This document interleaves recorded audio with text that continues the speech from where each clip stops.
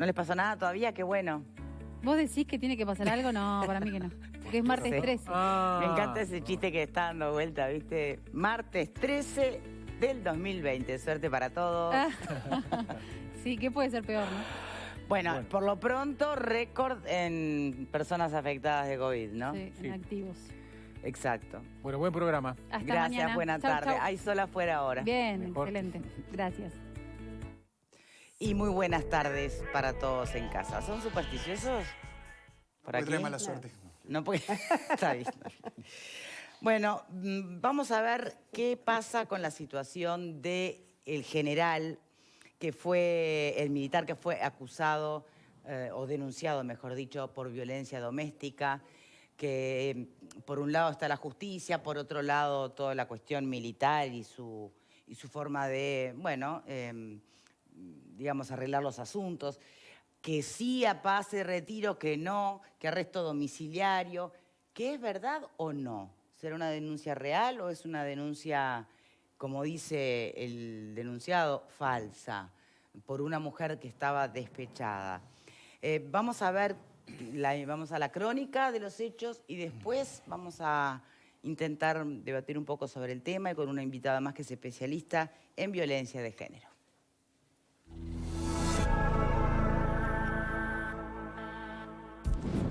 El ministro de Defensa ordenó el arresto a rigor del general Ricardo Fernández, director del Instituto Militar de Estudios Superiores, quien fue denunciado por violencia de género.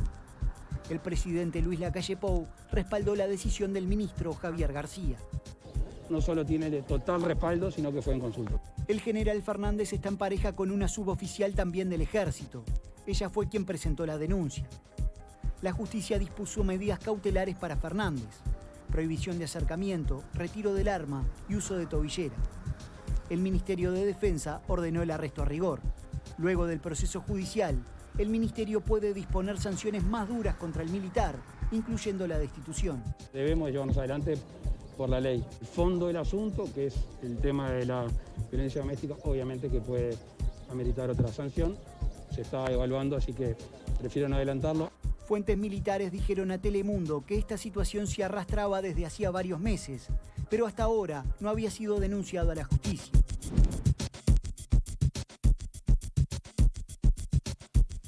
Bien, hay algunas cosas que no quedan demasiado claras y que han trascendido a la prensa. Estaría bueno si alguno aquí tiene más información que la aporte, ¿no? Estamos hablando de un militar que aparentemente ya tenía una denuncia previa de otra época, de otro momento, por violencia doméstica. Finalmente, se le da pase a la justicia. La justicia determina las medidas cautelares, que como en cualquier caso de denuncia de violencia de género se aplican. Y tengo entendido que el militar, cuando es invitado a pasar a retiro, primero dice que sí, después se arrepiente, quiere seguir en ejercicio. Imaginen un militar con tobillera en ejercicio, puede ser colateral, no importa. Y después que por consejo de sus abogadas, al final acepta el pase a retiro. En realidad por su consejo decide no aceptarlo. ¿Alguien lo llama a conciencia o es el arresto a rigor que le implementan desde el Ministerio de Defensa? El hecho es que ahora los titulares saben de que pasa a retiro. No queda demasiado claro. Lo único que sí se sabe es que él lo que esgrime es una justicia que para el caso de la violencia de género poco menos que actúa sin pruebas, persigue el bienestar de la mujer. Bueno, básicamente tiene lógica, ¿no? Que sea una justicia especializada en el caso de violencia de género, que no requiera de las pruebas que otrora requería una mujer para probar que era amenazada. Que hay casos donde esas denuncias son falsas, por supuesto. También. ¿Será este uno de los casos? Pero eso todavía no puede saberse. Todavía no se puede saber. Claro, lo que hay hasta ahora son medidas cautelares que son de estilo cuando hay una denuncia por violencia de estas características, donde se pone una restricción de tantos metros, una tobillera Mucha gente en este cree caso. que desde el momento que te ponen a la tobillera ya sos culpable. Claro, es que ahí está el error. Ahí, ¿Dónde? ¿En poner la tobillera? No, en creer ¿O en deducir que sos culpable? que sos culpable, cuando en realidad lo que es una medida Es una cautelar prevención. a los efectos preventivos y más nada que eso, porque la ley así lo indica. El juez debe de actuar de esa forma, Serán de repente más días, menos días de restricción, más metros, menos metros, pero la ley eso lo indica, que no quiere decir eso, en absoluto, de que seas culpable. Porque posteriormente después hay un informe del ITE, que es un informe psicológico, hay una audiencia, hay una serie de pruebas donde se dictamina o no la culpabilidad. Por eso tampoco lo que no entiendo mucho también es el arresto a rigor que el ministro y el presidente decretan cuando todavía no hay culpabilidad alguna. El arresto a rigor Objetivamente remite a la objetivamente denuncia hablando. que pesa sobre él por vía judicial o remite a la suerte de desacato de no querer aceptar o estar de acuerdo con el pase a retiro. Acá hay dos situaciones que hay que, pintárselo por lo menos al televidente. Como decía mi tía abuela, más vale hablar de esto y no de la vida ajena. Pero en este caso vamos a hablar de la vida ajena porque el propio involucrado envió una carta a todo su círculo de militares explicando la situación y pidiendo disculpas y perdón público por las cosas que pasaron. Acá hay dos justicias, lo va a decir con mejor brillantez, yo no la tengo, el invitado. Pero hay dos justicias, la justicia militar, el honor militar que lo juzgó, porque acá hay una relación amorosa con una subalterna que además es ¿Eso casada. se puede o no se puede? De pique nomás. En hay trabajos en los que no se puede tener. Según la interpretación del famoso R21 de los militares, no se puede. Y primer error. Primer error de él que él reconoce. Pero dentro de lo que es la justicia militar que nos es ajena, ¿no? Nos es ajena. O sea que pongamos esto en un contexto. Hay un honor militar y una justicia militar y una ética militar juzgando por un lado y por el otro lado la justicia especializada en violencia doméstica que toma unas medidas cautelares. Con dos abogadas que lo defienden, que las manda el centro militar, de apellidos Gabazo y Arab, que eso también pinta un poco la situación respecto de algún prejuicio que algunas personas dicen que puede llegar a tener la justicia respecto de cómo se tratan estos temas cuando son los militares involucrados.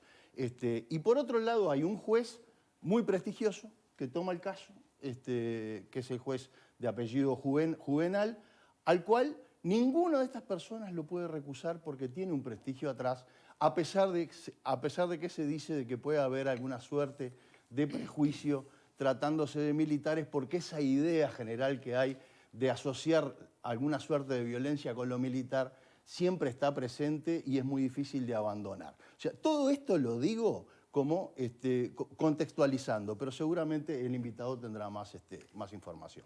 Sí, antes de ir a la invitada me gustaría terminar una vueltita para acá, Selva. No, lo primero que quiero decir es que me parece bien que estos temas tomen estado público. Me parece muy bien que fue el ministro de Defensa el que, en primer lugar, informó sobre esta situación. Creo que eso es sano para la ciudadanía y que haya igualdad de condiciones y de trato para todos, militares y civiles. En segundo término, me sorprende que él nombre, precisamente por esa carta que circuló, a que Fregosi, el comandante en jefe, el primer comandante en jefe, prácticamente que lo acompañó en su disculpa o como que lo protegió de alguna manera. Me sorprende en el sentido de que, voy a decirlo con todas las letras, no sé si Manini hubiera sido el comandante en jefe si no hubiera actuado corporativamente y esto no hubiera pasado.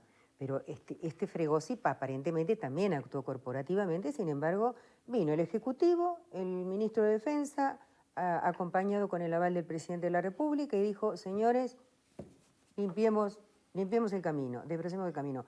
Yo no sé si es culpable o no es culpable, sí sé que hablan de que ha sido denunciado por violencia de género en otro momento, y yo de verdad que no conozco esa historia. Lo que sí sé es que es un militar muy destacado, porque ser el director de nada más ni nada menos que del Instituto Superior de Enseñanza de Estudios Militares, es un militar, es un general de mucho destaque y de mucho prestigio. Entonces, nada, no puedo opinar si realmente es un fraude la denuncia o si no fue un fraude porque no hay elementos como para saberlo. Sí puedo opinar sobre el hecho y decir bien que en la democracia uruguaya esto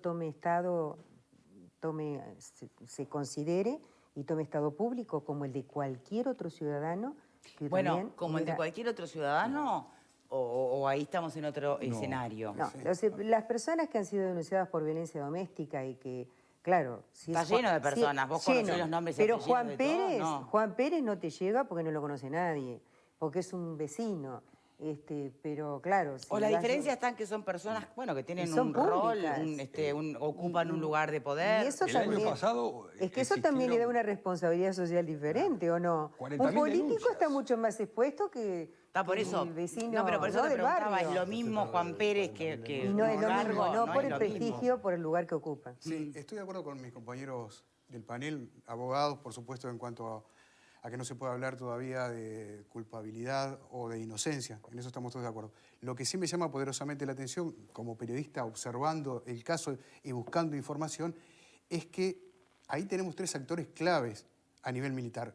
No hay más que ellos. A ver. El comandante en jefe de las Fuerzas Armadas por la Constitución, el presidente de la República, el ministro de Defensa y el comandante en jefe del Ejército, el general Gerardo Fregosi, a quien conozco desde su época de coronel y luego como director del Liceo Militar, y lo sé un hombre probo y de bien.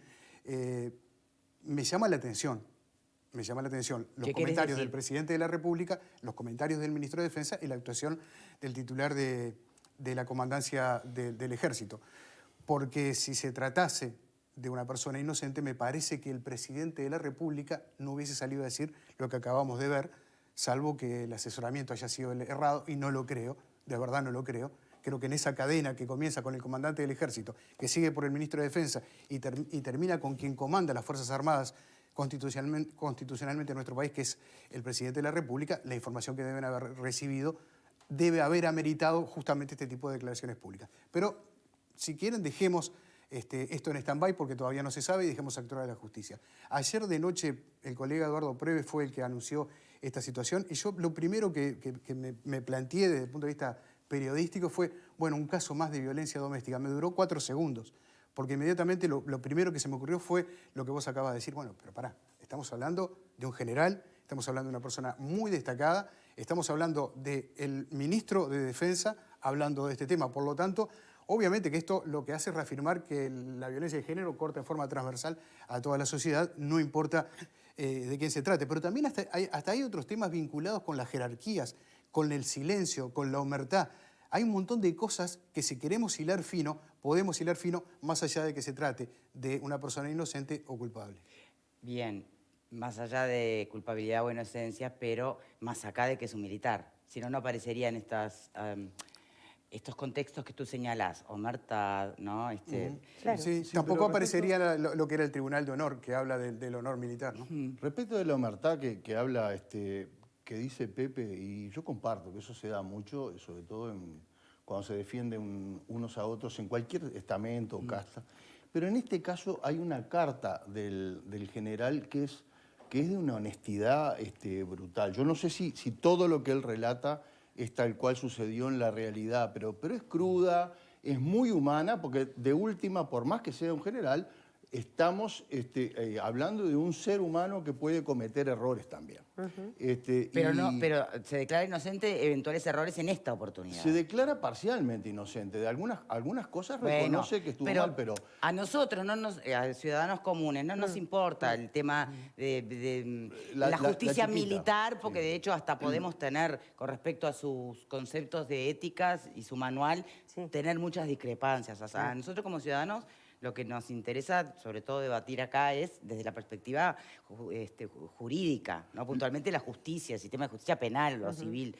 Y ahí él se declara desconoce, inocente. En esos 10 días que él convivió con esta persona, en la que se arrepintió de esa convivencia... ¿Quién se arrepiente? Él. Él se arrepiente de esa convivencia y ella tiene que irse. Al irse, él maneja la teoría de la persona despechada que le hace una denuncia por violencia Eso a su que él la favor. niega. Eso a su favor. En su contra ya tenía una de antes. Ya tenía es de antes. increíble que... En fin, pero quien más sabe de estos casos, cuán frecuente es escuchar yo no fui, o por el contrario, denuncias por despecho, es que nos acompaña en este momento el abogado Bautista Vagón. ¿Cómo le va? Bien, gracias por la invitación. Bueno, Primeras reflexiones. las primeras reflexiones, como bien dijeron todos los panelistas, es un hecho que recién ahora está tomando estado público. La información que uno puede relevar es muy poca, la información primaria, si existen o no antecedentes de otras denuncias anteriores. Me consta que la figura de la defensora de la víctima la habría pedido en sede judicial, que se acerque los antecedentes, lo que trascendió a nivel de la prensa, y hacer marcar algunos detalles de que yo lo que me voy a guiar es por lo que algunos trascendidos de prensa mencionan que habría dicho el denunciado. El denunciado. ¿Verdad? Como por ejemplo de que sin ninguna prueba se le habría, solo por la calidad de militar, haber dispuesto una tobillera. Yo me gustaría hacer algunas aclaraciones. Muy bien dijeron los colegas anteriormente. Yo conozco al juez Julián Javier, es un excelente juez, es de los más antiguos que hay en el juzgado, de los 10 juzgados que hay de violencia. Fue juez penal durante muchos años. Para que una persona le tenga que poner provisiones de comunicación de acercamiento, tienen que existir hechos con apariencia, ¿verdad?, de riesgo.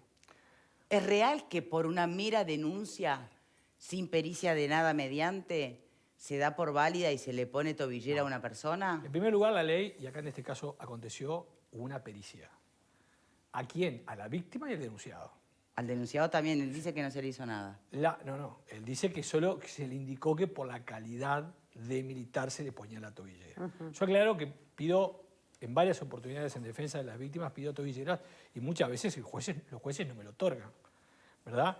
Cuando hay varios elementos. Para poner la tobillera hay un protocolo dispuesto por el Ministerio del Interior y avalado por la Suprema Corte de Justicia que establece que tienen que darse unos requisitos más serios, ¿verdad? Más en lo que tiene que ver con el riesgo para imponer la tobillera. Tiene que haber una pericia previa, que en este caso la hubo, no se basa solamente en el relato de la víctima. Por ejemplo, para poner, hay un equipo técnico de personas especializadas, psicólogos, asistentes sociales, que perician a cada una de las víctimas. Son especializados y es el único equipo técnico que puede. Él propone, por lo que pude leer en la prensa, que lo evaluaran a un psicólogo, a un servicio de salud, si él es riesgoso o no.